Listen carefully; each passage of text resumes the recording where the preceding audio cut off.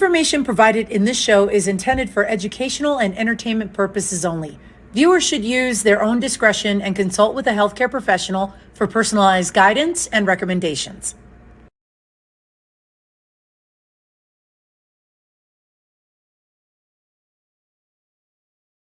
Hello, everybody, and welcome to the Health Revolution. We are so excited that you're here with us today. Our show is about engaging conversation, elevating health and wellness, and empowering transformation. And no matter which way you are tuning into our show today, please don't forget to hit the subscribe button at the bottom of your screen. We would love to stay connected with you. In addition to that, like to bring your attention to the very bottom of the screen. You'll also see a tab where you can open up the show notes, and there's some incredible information about our episode today that you are going to want to refer to. And so that way it's a complete FYI. So as we're moving on today, one of the things that's important for us to recognize is that as we are navigating through difficult chapters when they occur in life and we're going through the trenches, there are certain times in which we find ourselves struggling as humans. And oftentimes you hear the words trauma and trauma bond as we are pinpointing some of the areas that challenge us in life. And so luckily we are in the space today to utilize resources and tools to help us and make strides and improvements and be a better version of ourselves. And so this is why today's episode is so very important. So those of you who are tuning in and you know someone who is very close to you that you love, or perhaps you're going through the trenches, please tune in. You're not going to want to miss an ounce of information, because my guest today, her name is Anne-Laure Peaucelle, and she is a yoga therapist and a trauma sensitivity yoga facilitator. So we're going to get to dive into all of this. So she helps people navigate anxiety, depression, burnout, and trauma recovery through yoga therapy. Now, there is a difference between the two. We're gonna dive into traditional and then the space that she represents. So over the last 8 years, her career as a yoga therapist has taken her to places such as women's shelters, juvenile detention centers, holistic therapy programs, and more recently to an intensive outpatient facility. So you can imagine how much of an outreach this truly can be as a resource. So at the core of her work, she is bringing in the body and the healing connection together. She's helping people reconnect with themselves to create safety and trust from within. So she offers individual yoga therapy sessions. She is covering a whole different area of dynamics. Let's, without further ado, dive into it. Allow me to introduce to you today Anne-Laure Peaucelle. Anne-Laure, how are you?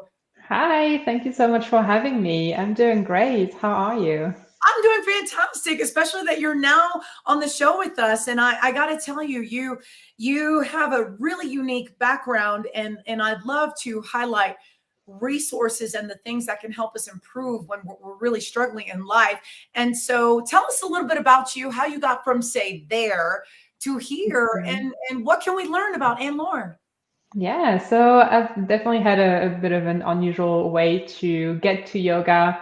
My first professional career was actually as an electronics engineer. So that's what I spent the first, I guess, 6 years of my adult life doing. And that's during that time that I discovered yoga. I started to practice pretty regularly. And I just realized like how much it was helping me both like physically and also mentally. So that's when I kind of realized that, you know, there was so much more to yoga than just the movement and like the physical practice of it. Yeah, so I decided to do my yoga teacher training pretty soon, I guess, after I discovered yoga and started to practice regularly. And while I was doing this first yoga teacher training, I guess a few things piqued my interest in terms of yoga and mental health. And I remember going to I guess it was like a movie night at my local yoga studio. and they were showing a movie talking about how yoga was helpful for trauma, for like a few different populations. And I was just really intrigued by that. And I started to wonder, okay, like how does this work? And I think my kind of engineering brain came on because I really wanted to know like how and why this works. And so I started to dive a little bit deeper, did some extra training about yoga for trauma. And eventually I decided to like really specialize. And that's when I did my yoga therapy training. So yoga therapy just goes more in depth into all of the different aspects of yoga and how they can be helpful for like specific or specialized areas. So some yoga therapists specialize in back pain or chronic pain or like this, whatever topic there is really around health and wellness. And like I said, my real interest was around mental health and trauma. So that's when I started to go a little bit deeper into that. So yeah, I've been a yoga therapist now for 5 years. I've been a yoga teacher for 8 years. So So that's yeah. you're actually the second woman engineer that I've had on the Mhm. show, and I I think it's did see pretty. that. One of the things that I'd love to highlight is, you know, as you were forging your way, say through that being your profession, and transitioning into this space, what were some key elements that allowed you to persevere and to really hold your ground as a woman, making your groundbreaking tactics of leading your own charge? Hmm. Yeah, well, I think, practicing yoga, I really found it so empowering for myself. And as I was getting really translated into like my confidence and how I felt in myself. So I think that was probably one of the biggest thing that kept me going, especially at the beginning when you're like completely restarting professionally and you're brand new and still like learning and figuring things out. I mean, we're doing that all of our lives, but especially at that transition was a challenge for sure. But really leaning into the tools of yoga and what I've learned, I guess, in my training was definitely a big part of it. And I think having found something that I was truly passionate about was, of course, a big part of that. So as much as I was, curious about engineering and interested in it, I can't say that it was ever like a true passion, like some other engineers have. Like I find it interesting. I still kind of, play around with it every now and again. I still like to understand how things work. But to me, like yoga and helping people in that way is definitely more of a passion and something that I find really fulfilling. So one of the things I always like to highlight, and I love that you have a passion for yoga, because anything in the mind and wellness space, I'm going to applaud for sure. I'm curious about the specific elements that allowed you to trust the process. Every time I have a guest on the show, I always love to tap into certain takeaways for our audience that allow Mhm. allow her that she reflects on what helped her make the change elements. Was it the confidence in you? Was it that you knew it was time to transition into the space? Was it alluring for you? What are some of the key components that Mm. really drew you over and you trusted the process? Mhm. Yeah, that's definitely an interesting question. I think so. At the time where I made this transition professionally, I was also going through a lot of other changes in my life. I ended a 7-year relationship. I was, obviously like changing my career. So a lot of things were changing in my life already. And so I think it was just kind of like all right, let's just kind of like new chapter, right? Like new beginning. And I think that definitely gave me a lot of momentum, I guess is probably the word that I want to use.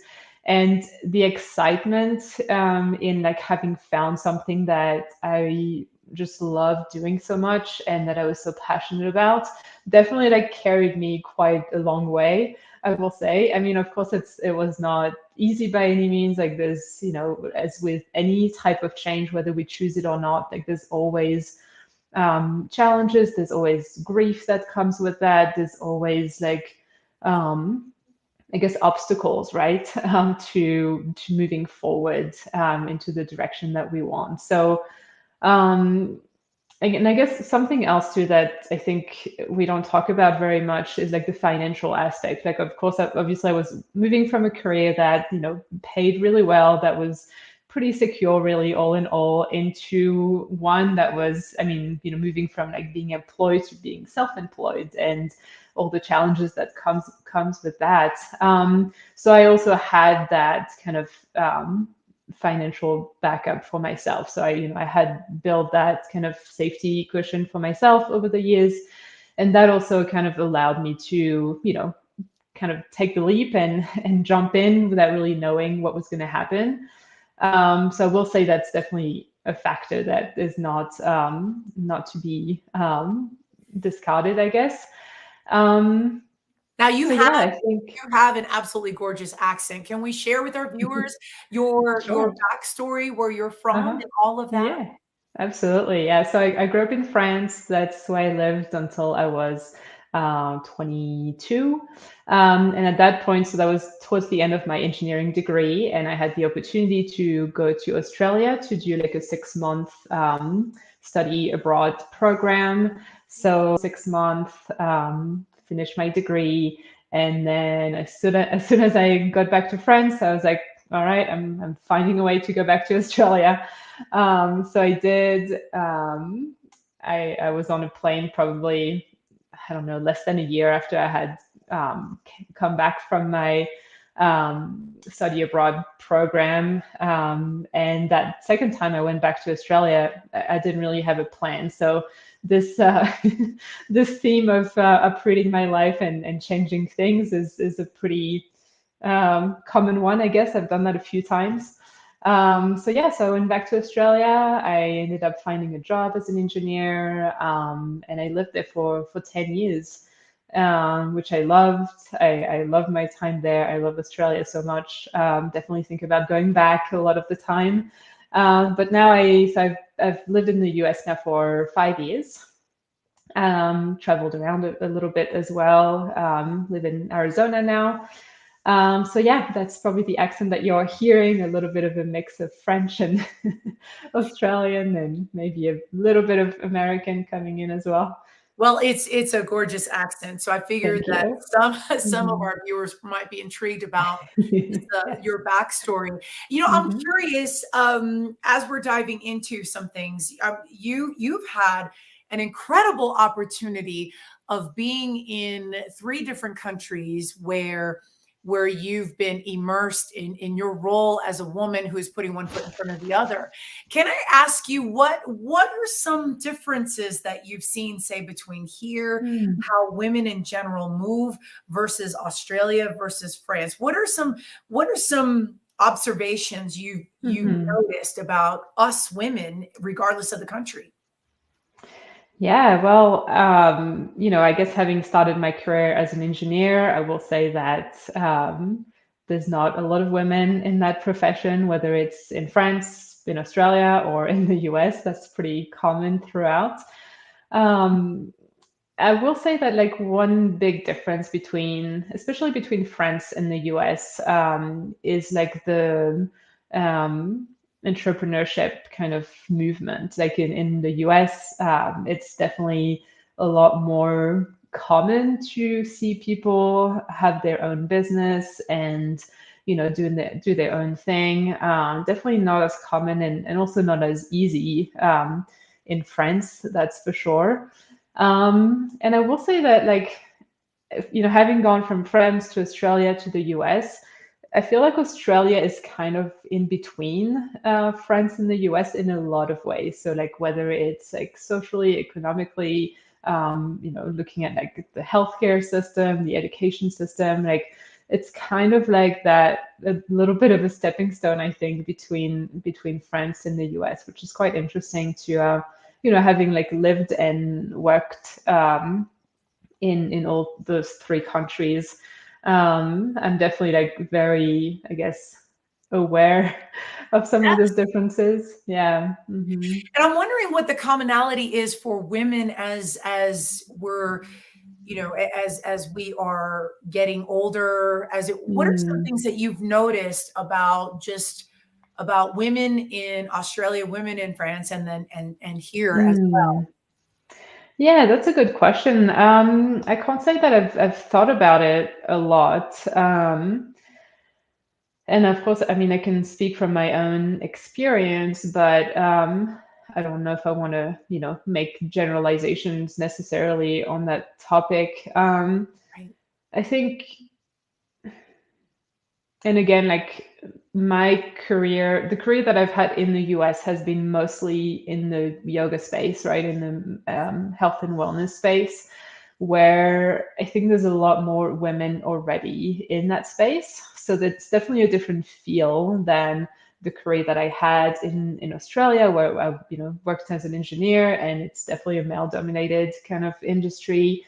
Um, and I think when I was working in that field, I felt like a strong responsibility to, continue to be an engineer because I'm a woman, and I really wanted to, be like an example, I guess, as Yes. someone who can do that in that field. And I think that was a big part of like what was hard about letting go of being an engineer, because I really wanted to, stay there and show that it's possible to be successful as a woman and an engineer.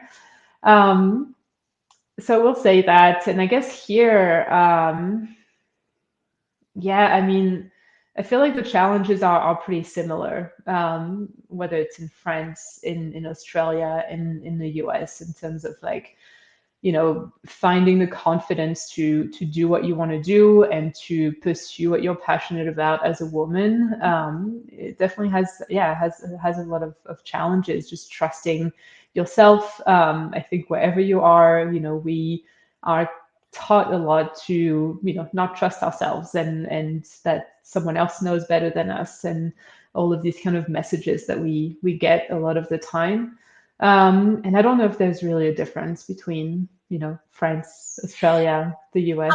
Yeah, I'm curious to see if the same concerns, if the same just how women are just crafting their own path as life is evolving, and Mhm. and maybe levels of ambition. So I know that you talked Mm. about how there's in this space here in the United States that there's more of there's a higher rate of entrepreneurship. So then if there's more thinking outside the box, Mhm. then what are some new challenges and maybe some stressors in Mm. which come into play? And so that was where my mind space was going. I was curious to see if it was across the board, or if there were certain influences that you could see stressor intensities and such, Mm. say here Mhm. versus Australia versus France. But I think it's incredible that you've had the opportunity to live and to really get your roots grounded in Mhm. in Yeah. each of these three countries.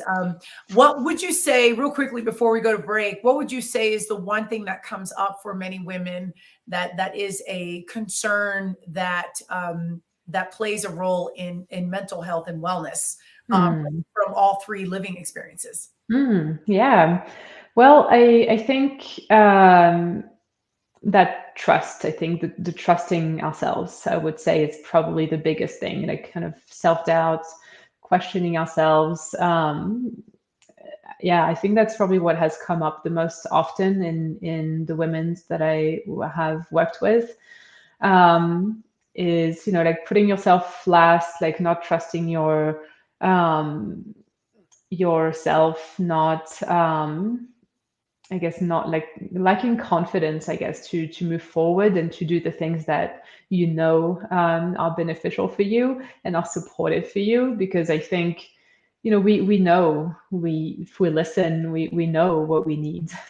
But I think the struggle is in actually trusting that and moving forward with that. Okay, and I can't wait for us to dive into what can help in the mind and wellness space and what you bring to the table. First, we're going to go to commercial break. We will be right back here on the Health Revolution.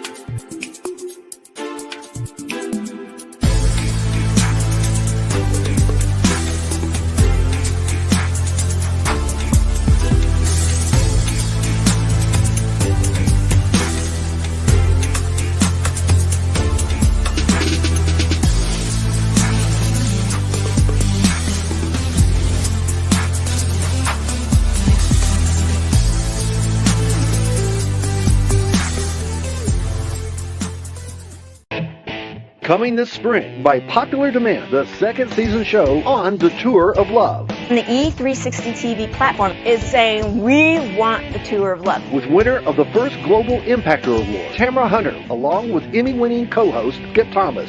We are going on tour, on the road. It's time. Love unites, and there is healing through connections. This is a worldwide movement, the Tour of Love. We're back here on the Health Revolution. I'm your host, Adriana Morrison, and I'm spending some quality time with Anne-Laure Peaucelle. She is a yoga therapist and trauma sensitive yoga facilitator. So we are talking about navigating and utilizing yoga therapy for some of the areas that we all struggle with in life, or that we maybe have struggled in life.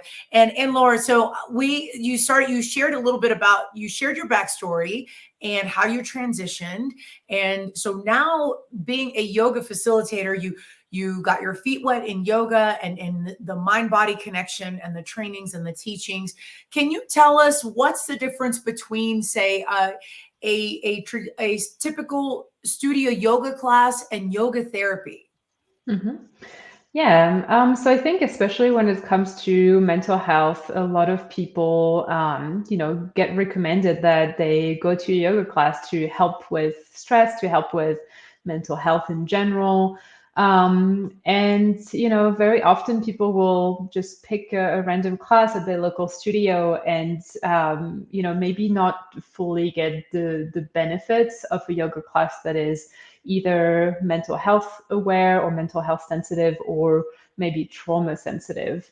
And one of the main thing that a trauma sensitive yoga class, or like a yoga therapy focused individual session does, is that it really emphasizes choosing a practice that feels supportive for the person. And not everyone will need the same type of yoga, whether it's what phase of life you're in, your age, your abilities, whether it's physical or again, what space you're in mentally or emotionally. We all need different things. And that's one of the things I really love about yoga, is I do think it can really meet everyone where they're at, because there is such a variety of practices, whether it's movement or breathing or meditation, or diving into the spiritual aspects of yoga. we can all find something that we need, but what that is going to be different for everyone. And very often the yoga classes that we go to at a studio are very much like fitness focused. And, again, I don't want to generalize that statement, but that's a lot of like what we're familiar with in our Western society. So yoga therapy. I agree with you, and I agree with you in that, because the structure of a class in a gym setting or a studio setting, that tends to be the goal, the commonality of the fitness piece, the physical activity piece, the not necessarily the internal connection piece. Right? Yeah. And, it's not to say that that's a bad thing by any means. Like a lot of people definitely like need more movement in their life and need kind of like that physical activity aspect of yoga. And, depending on like who is showing up to that class, it just may not be a good match for like what they actually need. So with yoga therapy, it's really looking to tailor, the practice to the individual and not trying to like make the person kind of fit into that box of like, okay, this is what yoga we're offering.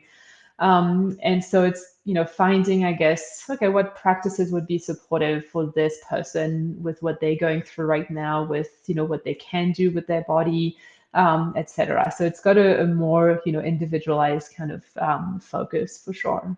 Now, is this something that has been up and coming for a while? Has this been around for a few years? Is this a new, innovative approach to helping in the trauma space, or has this been an area that's been up and coming for quite some time, and we've just not really known about it? Yeah, I mean, yoga therapy, really, if you go back to the, how yoga was shared in the early days of yoga, which, is a few thousand years ago, potentially, yoga was typically shared one-on-one with a student. So it typically was not a group kind of practice.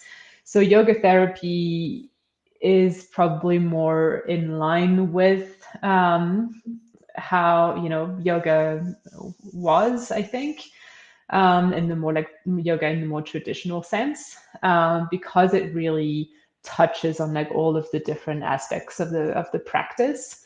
So I guess it is not a new thing, but it is newer in the sense that how it's being used in our Western society, I think.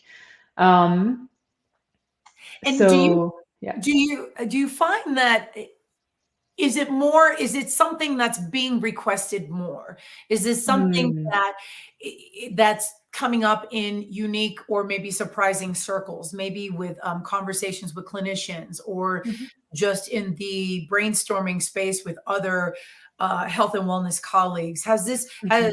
What has some of those conversations look like recently for you that you've experienced? Yeah, for sure. So it's definitely becoming more commonplace in the mental health space, I think, which I think is amazing, obviously.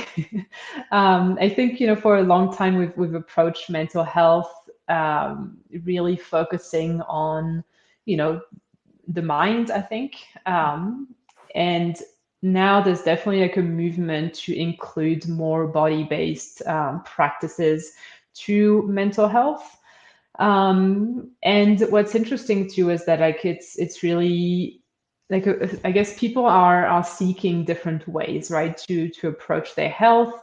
So it's popping up a lot in military contexts or first responders. There's a lot of like yoga classes that are more tailored towards those populations, and again that includes taking into account like the impact on mental health for these populations.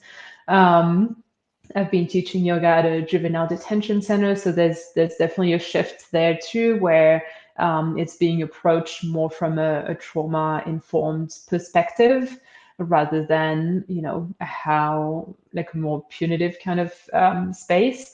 And I will talk for the ones that I'm teaching at, like they definitely having a very different approach to working with the youth that are in that detention center. So I think it's definitely becoming more commonplace in like healthcare in general. And there's a lot of conversations, within the I guess organizations of yoga therapists about like advancing the profession and making it more available for people who are looking for that. And I think at the end of the day, it's about offering a more holistic approach, but also offering things that might fit different people. And some people might resonate with yoga, some people might resonate more with like art therapy or music therapy. So making all of these different practices more available, I think will go a long way, because what every person needs is different, right? So we need to have a bit more of a holistic approach when it comes to health. What are some surprising benefits of yoga therapy? I'm guessing obviously the mind body connection is one. I'm going to venture to say, and then just being able to utilize tools to be in a state of well-being. What are some surprising results from yoga therapy that wouldn't necessarily come to mind? Yeah.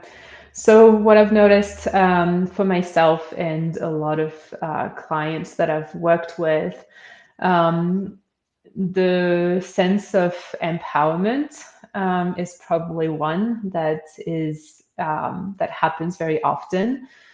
And I think that comes from, starting to notice that you can make choices, like you can choose how you move forward with your own health. So it's kind of like taking your health back in your own hands and noticing what feels supportive, what feels helpful for you. And I guess I will say that in the more traditional healthcare environment, there's definitely the opposite of that, right? It's like this person is the doctor, they know what they're talking about, they're going to tell you what you can't and can do, etc. So it's a way more like directive kind of approach. And I'm not saying we don't need that.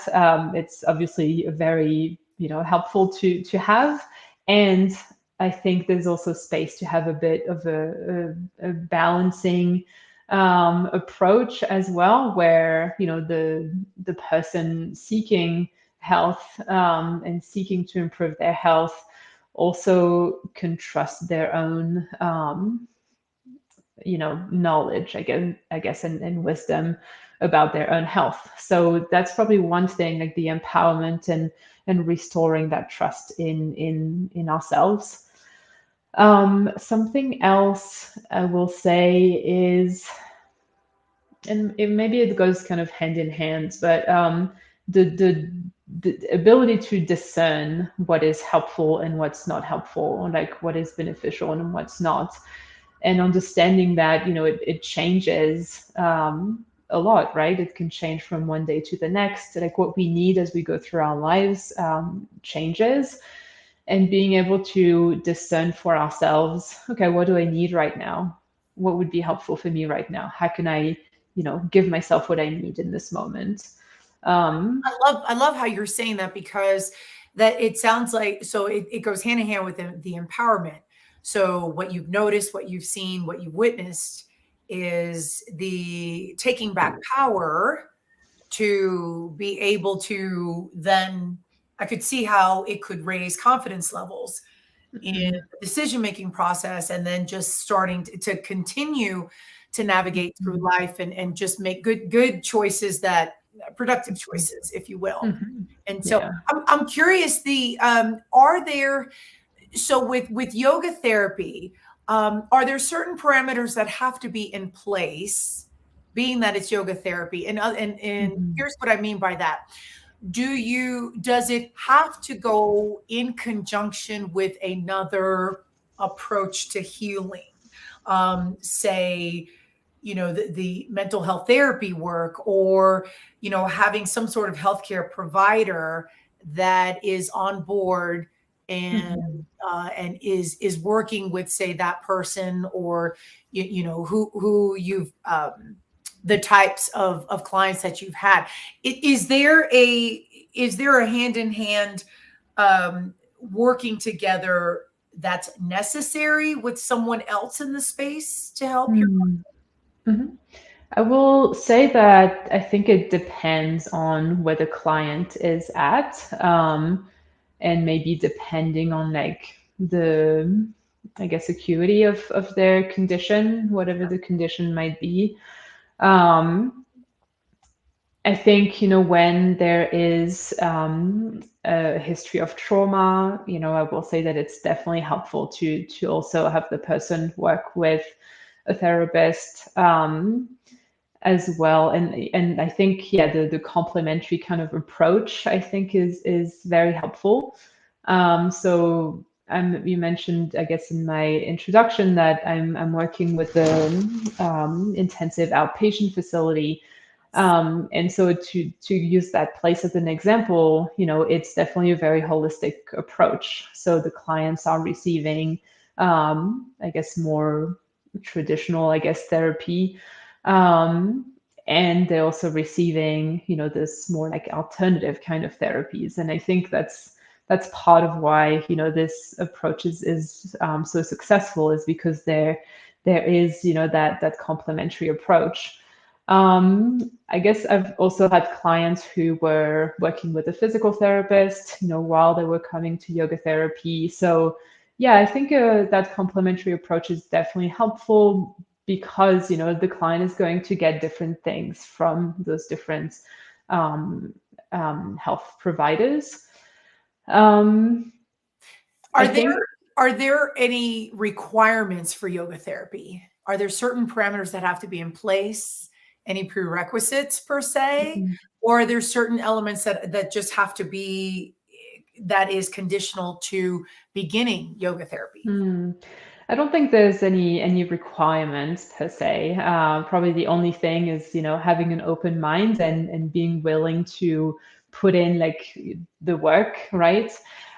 Because, like yoga therapy is not it's not a quick fix. It's definitely more like really diving deep into what's going on for a person and trying to get to the bottom of like what's going on for them and what they're experiencing. And so, that willingness, I think, to practice every day and to start to bring yoga as like a part of your life, really. That's what, I'm doing with yoga therapy. It's not about, 2 weeks and we're good, right? It's more like the long-term kind of approach of understanding ourselves better, cultivating that self-awareness, and understanding, okay, like when am I making a choice that's maybe not supportive for my well-being, and how can I shift that? I love how you say that, because I think oftentimes when we say do an activity with the intention of healing and growing, let's be honest, society, we are addicted to the quick fix, or how quickly can we get the results. But from what you're saying is that it's more of an ongoing, it's that gradual growth that's part of it. So it's not necessary. So what you're saying is not necessarily just X amount of, say, sessions, but it certainly, it's just more open-minded for maybe more longer term involvement, would you say? Yeah. And it doesn't mean that, I have to continue to see a client for years, but it's more, okay, as the client, am I willing to do a little bit of those practices every day or most days to really support myself? So I think that's when the practice really becomes beneficial, is when we start to understand, okay, what kind of practice do I need today?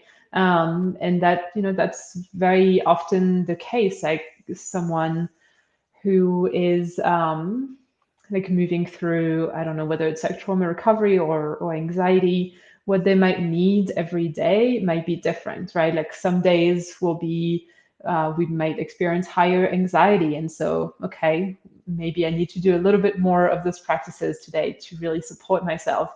And on other days, it just might not be as intense. And then maybe there's something else that we can do to support ourselves on that particular day. But it's true that, like, we, like, as a society, I think in a culture, we definitely have that mindset of like, things aren't going to move quickly, and I'm going to do this, and it's going to be fixed. And and I guess with yoga, the other thing is like, it's not like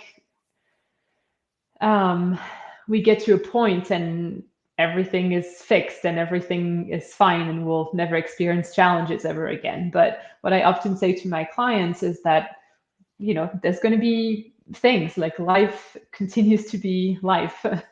And really what we're working on is increasing our capacity for like to be with those challenges, and finding ways to move through that and to navigate that with more ease, and knowing that the ups and downs are going to continue to be a reality. But we're just, I guess, increasing our resilience and our capacity to move through them. I love that. Absolutely true. We're going to take a commercial break. We will be right back here on The Health Revolution.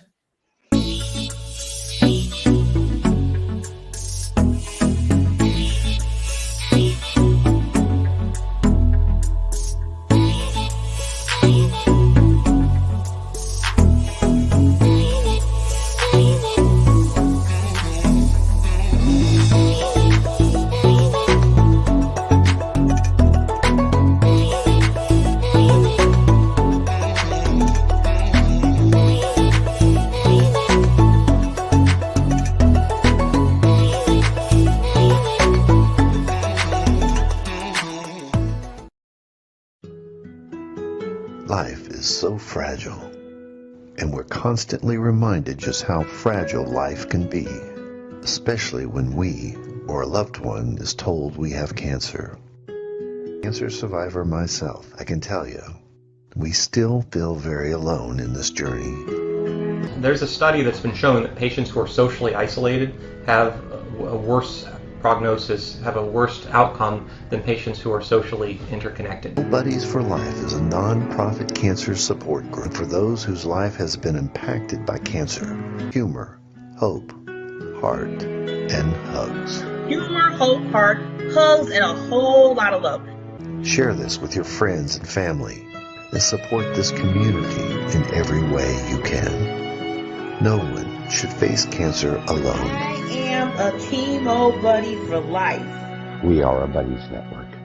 No one does cancer alone. Be a buddy. And we are all here for you as a community of love.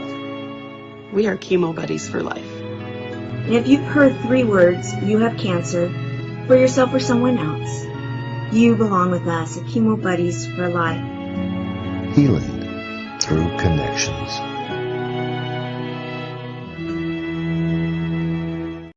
Welcome back to the Health Revolution. We are spending time with our guest today, Anne-Laure Peaucelle, yoga therapist, trauma-sensitive yoga facilitator. And we've been talking about the differences between, say, yoga as we know it in a studio class, and then yoga therapy in the realm of helping those overcome traumatic situations and being able to grow from there. So the different, who are all the different populations that you serve, Anne-Laure? Mm-hmm. Yeah, I actually work with quite a variety of people. So typically in my like one-on-one sessions, it will be mostly women. And I tend to work with women probably from like 40 in their 40s and up.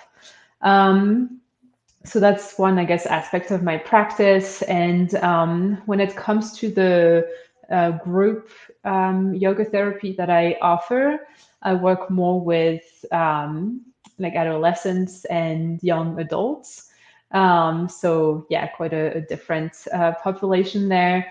And yeah, I also offer like an online membership that is focused on moving through anxiety, depression, burnout, and trauma recovery. And I will say that the population that I work with in that membership is, again, like more women, from like young adults all the way probably into older women as well. So quite a variety.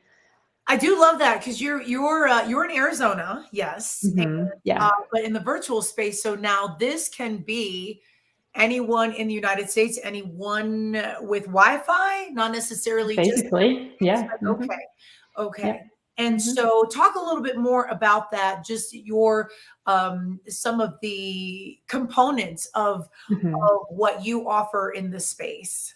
Yeah, for sure. So in both like the individual and the group work, there's typically four things that I focus on, for, I guess, aspect or four pieces of this puzzle. So one aspect is about cultivating self-awareness. So, reconnecting with yourself, starting to understand yourself a little bit differently, maybe. And starting to have awareness of, how you feel in your body, how, like, what's going on in your mind, how your breath is. So kind of noticing those maybe more subtle or sometimes not so subtle kind of sensations or experiences that you're having day to day, and how different things impact you. So the self-awareness piece is definitely a big one. The second piece is around, I like to call it compassionate inquiry. So what I mean by that is approaching everything with a sense of curiosity. So often when we start to have that self-awareness, there can be a lot of judgment that comes with it, right? It's like judging ourselves for the choices that we make, or the choices that we've made in the past, or how we do this and how we do that and how we behave, etc. And so that judgment voice can be very loud sometimes. I like how you say that, because that is true. We there is a tendency that we can be rough on ourselves. Yeah, for sure. So bringing a whole lot of compassion is definitely key to this process, right? And like starting to ask yourself the question, okay, what is the kind and gentle approach here? And trying to keep that question in the back of your mind, I think is really helpful. And often curiosity is a way to shift that. When we approach things with that, sense of awe and sense of curiosity, sometimes it can make that judgment voice a little bit less than it usually is. So that's the second piece that I work on with a lot of people. The third piece is, so yoga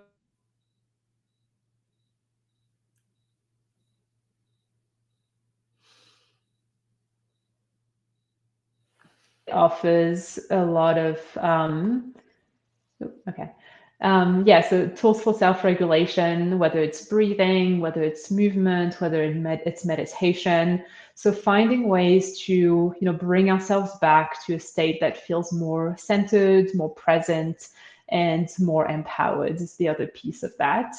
And then the last piece, which I talked a bit about already, is reconnecting and reclaiming the choices that we do have in our lives. And I feel like a lot of us feel like we might be stuck in the situations that we're in, or, if we've had experiences of trauma in our lives, we can feel like a lot of those choices were taken away. And so through movement, through breathing, through all of the tools of yoga, kind of connecting with the truth that we have choices in how we move our body and how we breathe and how we go through our day. And so I like to offer practices that help people remind themselves of that they can choose how they move forward and how they move and approach life in general. So yeah, these would be like the four pieces that I typically explore, whether it's an individual session or through the work that I do online in the membership. So then, so no matter when viewers are watching this, they can come on board and participate and get connected with you and start. So there's no specific starting point per se, but they can segue in regardless of when they might be doing it right now and when they're wanting to do this. Okay. Yes, absolutely. Yeah.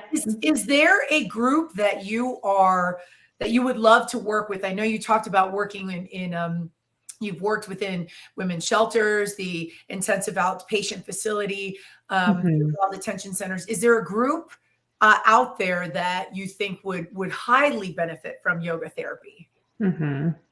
Well, I personally love working with women. I think there's so much that we can do in terms of learning to trust ourselves again, learning to connect to ourselves again, and to, I guess, like, move through like the challenges and obstacles that we experience as women in this world. Like, that's just something that's very close to my heart, just because of who I am. Yes. and what I've experienced in the world as a woman. Gotcha. We're going to take a quick commercial break. We're going to be right back right after this.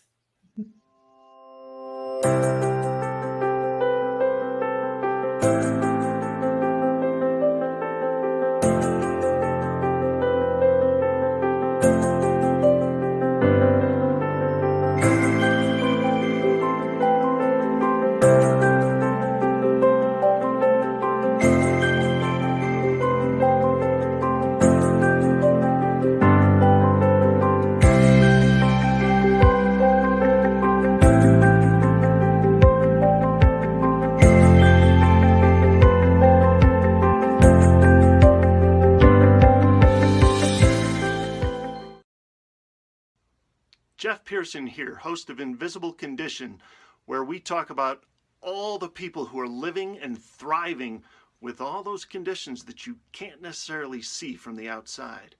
Join me every Tuesday and Friday at 10 a.m. Mountain Time on E360 TV. Back here on the Health Revolution, we've been spending incredible time with Anne-Laure Peaucelle, yoga therapist and trauma-sensitive yoga facilitator, who's really made the distinction between the importance of yoga therapy and how beneficial it is for us to utilize going through trauma, overcoming obstacles, and then growing from here. Where can viewers find you if they are interested in connecting with you? Yeah, so the best place for people to find me is through my website. I am most active in like sending emails and connecting with people through email. So you can sign up to my email newsletter through there. So yeah, I think that would be the best place. And are you on social media? Are there handles? Are there platforms that you are most active in that they can connect with you as well? Yeah, so I do have a Facebook page. I'll be honest, I'm not super active on there. I do have an Instagram as well at Yoga Therapy Flagstaff. So you can find some information on there as well. And I share what I'm up to and some tips and things like that on my Instagram mostly. Okay, perfect. And Lauren, I really appreciate your time and energy today, you sharing what you bring to the table and highlighting how much of a resource that yoga therapy truly is and the difference that it can make, and how it's not the same as a yoga class that maybe so many of us have taken before. Thank you so much for spending time with us today. Thank you so much for having me. It was so much fun to have this conversation. Yes, it goes by so quick. It does. It really does. And for our viewers tuning in, of course, as you are catching in on the replay, you can always subscribe to, no matter which way you've tuned into us. In addition to that, you can always check out our website at thehealthrevolutiontv.com. You can subscribe to our newsletter, share show topics in which you're curious about, any input, any questions or feedback that you you have. We would love to stay connected. Remember, we are on Tuesdays and Thursdays, 10 a.m. Pacific, 1 p.m. Eastern Standard Time on the Achieve TV channel on E360 TV. So glad that you can join us today. Until next time, take care. See you soon.